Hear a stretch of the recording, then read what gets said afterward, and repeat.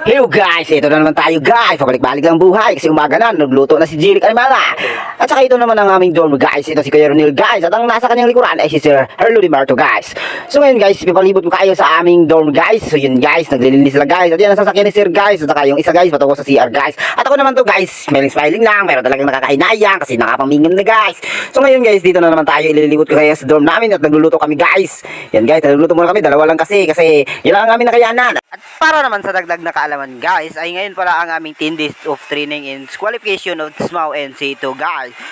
At ngayon guys, nandito ako sa loob guys. May nakikita akong dalawang tao dito guys. Yun ay ang aming mga katrinis guys. So ngayon guys, kakatapos lang namin magumagahan guys. Nandito na kami sa aming training center guys. Kasi magwi-welding na kami guys. At ito pala ang aming training center guys. Meron kami mga pipes dito guys. Ni-welding namin to guys bago namin ipapakita sa aming trainers guys. At yan si Ayawad guys. Kitang-kita nyo naman ang mukha guys. Ang haba-haba guys.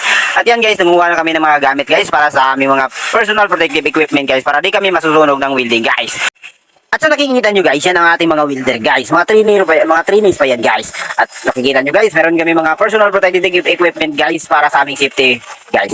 At ito guys, at ito naman sila guys. Ito naman ang aming trainers guys. Kasi mga gwapo talaga siya guys. So, at meron naman tayong mga kasama na nakaupo lang guys. Kasi mahina na sila guys. So ngayon guys, pupuntahan natin ang ating welding bat guys. Kung saan tayo magwi-welding ng mga base metal guys.